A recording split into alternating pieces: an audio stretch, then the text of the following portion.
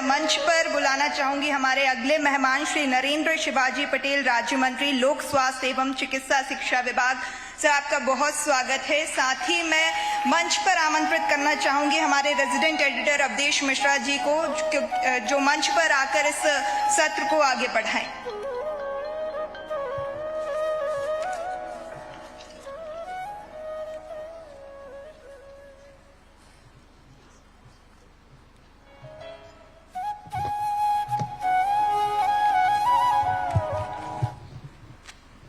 बेहद शुक्रिया पूर्वी नरेंद्र सिंह जी, शिवाजी पटेल, माफ कीजिएगा सर, किसी परिचय के मोहताज नहीं है। प्रदेश के स्वास्थ्य महकमा इनके कांधों पे है, और जिनके कांधों पे स्वास्थ्य विभाग हो, समझिए उनके कांधे कितने मजबूत होंगे, क्योंकि कहीं ना कहीं एक ऐसा विभाग माना जाता है जो चुनौतियों से भरा पूरा होता है। रात 2 बजे भी स्वास्थ्य विभाग की आवश्यकता पड़ती है, सवेरे 4 बजे भी पड़ती है, और दोपहर में 2 बजे भी पड़ती है। तो 24x7 जो है स्वास्थ्य विभाग, स्वास्थ्य मंत्री का काम होता है। सर, आपका बहुत स्वागत है। धन्यवाद अवधेश जी। आज हम कृष्ण पाथेय को लेकर आगे बढ़ रहे हैं सर। जी बिल्कुल निश्चित। एक आपके ट्वीट से जुड़ा एक सवाल मैं पहले वो ले लेता हूं, उसके बाद विभाग की तमाम बातों पर हम चर्चा कर लेंगे। 4 जनवरी 2024 आपने जब कार्यभार संभाला तो आपने ट्वीट किया, आमतौर पर सियासत में नेता विपक्ष के या सामने वाले नेता को कहते हैं कि ईश्वर इन्हें सद्बुद्धि दे। आपने अपने लिए ही कह दिया कि ईश्वर मुझे सद्बुद्धि दे कि मैं अच्छे से काम कर सकूं। जी बिल्कुल। देखिए, निश्चित रूप से जब मैं वल्लभ भवन में गया था, जिस दिन कार्यभार ग्रहण किया, तो मैंने कुर्सी को प्रणाम किया। और जब कुर्सी को प्रणाम किया तो मैं कुछ हास्य व्यंग के उसमें था कि मन से कुछ हास्य व्यंग उसके बारे में करना चाहता था। सामान्य तौर से कि ठीक है, आई है चली जाएगी, जो मन का भाव रहता है। तो लेकिन सच बता रहा हूं, जो स्वयंसेवक का भाव रहता है, जो स्वयंसेवक का मन रहता है, तो जब मैंने कुर्सी को प्रणाम किया तो मेरे मन से जो हास्य व्यंग था वो गायब हो गया। मेरे मन के अंदर कुछ ऐसा एक भाव उठा कि जो मेरे प्रेरणा स्रोत हैं, छत्रपति शिवाजी महाराज जैसा शौर्य हो, विक्रमादित्य जी जैसा न्याय हो, ऐसे मन के अंदर भाव उठे, नरेंद्र मोदी जी जैसा भाव हो। ये सब मैंने ईश्वर से प्रार्थना की, और उसी ईश्वर की प्रार्थना करते समय मन में ये भाव आया कि ईश्वर मेरी सद्बुद्धि बनाए रखना। क्योंकि सामान्य तौर से कुर्सी पर बैठने के बाद वो जो ऐसा कुछ जो कहा जाता है, प्रभुता आ जाती, तो मदमस्त हो जाता है व्यक्ति। तो जब कुबुद्धि हो जाती है, निश्चित रूप से तब ये सब दुर्गुण आते हैं। लेकिन वो दुर्गुणों से मैं बचा रहूं, इसलिए ईश्वर से प्रार्थना की, हे ईश्वर सद्बुद्धि बनाए रखना। तो निश्चित रूप से मैंने अपने लिए प्रार्थना की। तो मैं समझता हूं कि अभी तक तो मैं ईश्वर का कृपा पात्र हूं कि अभी भी वैसे ही सरल सहज बना हुआ हूं, और ऐसा बना रहा हूं। ईश्वर से ये आपके श्री कृष्ण पाथेय में भी श्री कृष्ण भगवान से प्रार्थना करता हूं कि अभी मुझसे पूर्व में हमारे वरिष्ठ नेता आदरणीय रघुनंदन शर्मा जी को मैंने सुना।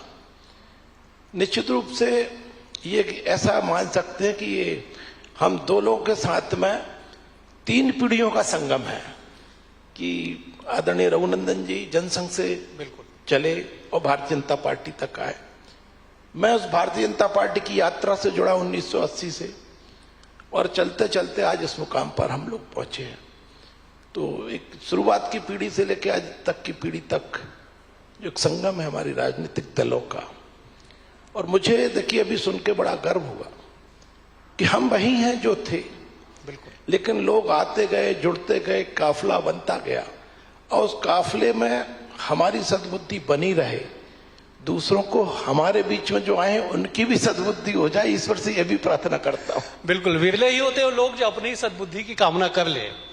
एक इस मंच के माध्यम से साहब एक खुशखबरी भी आप दे दीजिए कि आज मध्य प्रदेश के लिए एक बड़ा दिन है कि 3 नए मेडिकल कॉलेज जो है खुलने जा रहे हैं, और बड़ी बात यह है कि इसी सत्र से खुलने जा रहे हैं। सर, एक बार उस पर विस्तार से देखिए। बिल्कुल निश्चित रूप से 14 मेडिकल कॉलेज हमारे यहाँ पर काम कर रहे हैं, और अभी 3 नए और मेडिकल कॉलेज हमारा प्रयास है कि इसी सत्र से प्रारंभ हो जाए मंदसौर, नीमच और सिवनी।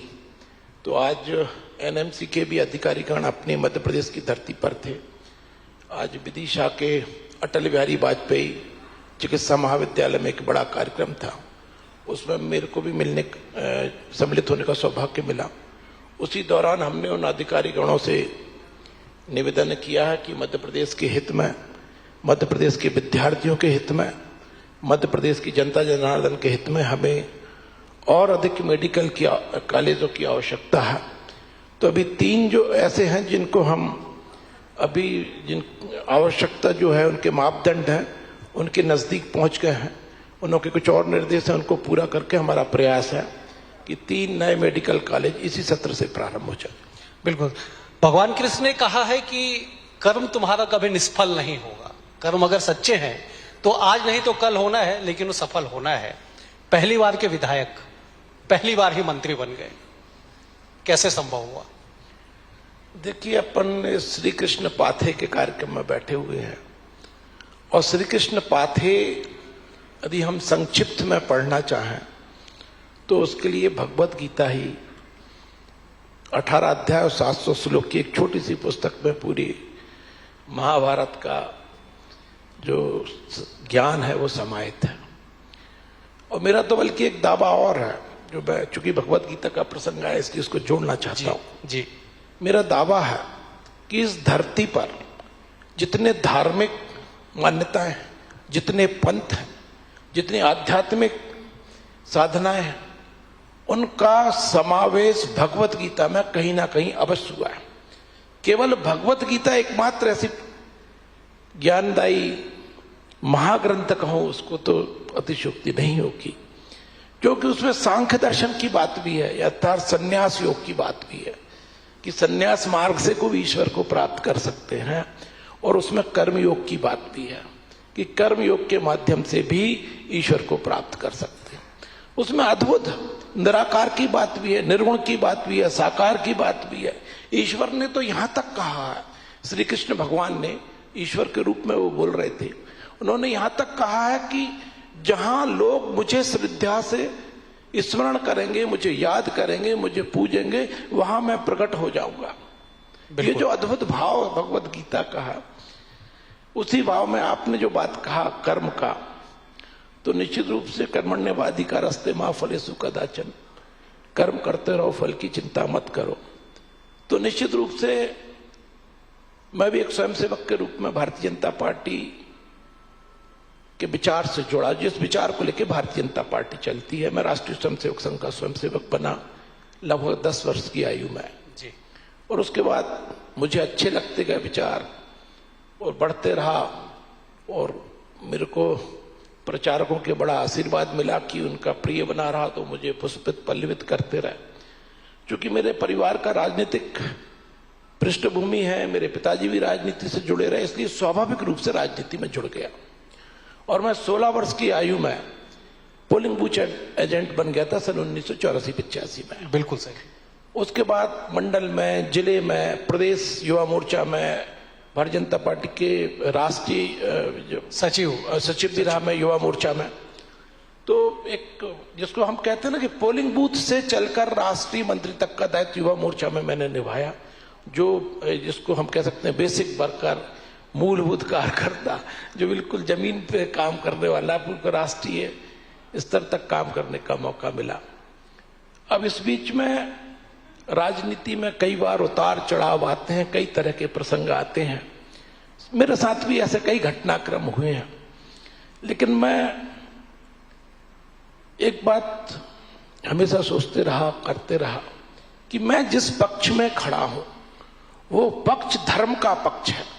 क्या बात? वो सत्य का रास्ता है, और इस भारत माता को यदि कोई परम विभव पर ले जा सकता है, इस राष्ट्र का कोई कल्याण कर सकता है, तो वो केवल और केवल वही विचार है जिसको राष्ट्रीय स्वयंसेवक संघ लेके निकला है और जिसके ही पाथे में भारतीय जनता पार्टी काम कर रही है। तो मेरा कभी पार्टी के विचार से, पार्टी की कार्य पद्धति से कभी विश्वास घटा नहीं, और मैं लगा रहा। और मैं कहता हूं कि धैर्य और विश्वास ये राजनीति के लिए दो बहुत आवश्यक तत्व हैं। मैं जब राष्ट्रीय मंत्री बना था, मैं ये दो शब्द से मुझे याद आ गया, तो मेरे को प्रदेश की हमारी जो टीम थी उसने मेरे को प्रदेश कार्यालय में अभिनंदन के लिए बुलाया था। उस समय संयोग ऐसा था कुछ कि हमारे जो प्रदेश अध्यक्ष थे उनका नाम धीरज पटेरिया था और जो महामंत्री थे वो विश्वास सारंग जी थे। तो उसी समय मेरे को ये ध्यान आया था कि राजनीति में काम करने लिए मैंने कहा केवल अध्यक्ष और महामंत्री का नाम याद रखो, सब अच्छा हो जाएगा। धीरज और विश्वास, ये दो चीजें यदि आप लगे रहेंगे तो निश्चित रूप से मैं समझता हूं कि मेरा एक बहुत प्रिय डायलॉग था, यहीं पे जोड़ देना मैं उचित समझता हूं, बिल्कुल, कि हम बने नहीं तो हम बिगड़े भी नहीं। ये मेरा बड़ा प्रिय डायलॉग था।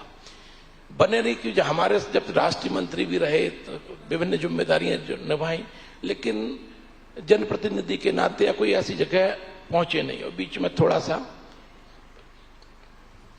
उस समय ये मन में ध्यान आया कि हम बन नहीं पाए, मान लीजिए, तो बिगड़े भी नहीं। बिगड़े ऐसे नहीं कि हमारे साथ के लोग जो थे वो बिगड़ गए, पार्टी छोड़ के चले गए, निर्दलीय लड़ लिया या अन्य दलों में चले गए, या हमारे साथ के लोग थे जो बन गए थे, कोई मुख्यमंत्री बन गया, कोई केंद्रीय मंत्री बन गया, मध्य प्रदेश शासन में मेरे अनेकों साथी मंत्री बन गए थे, तो बने नहीं तो बिगड़े भी नहीं।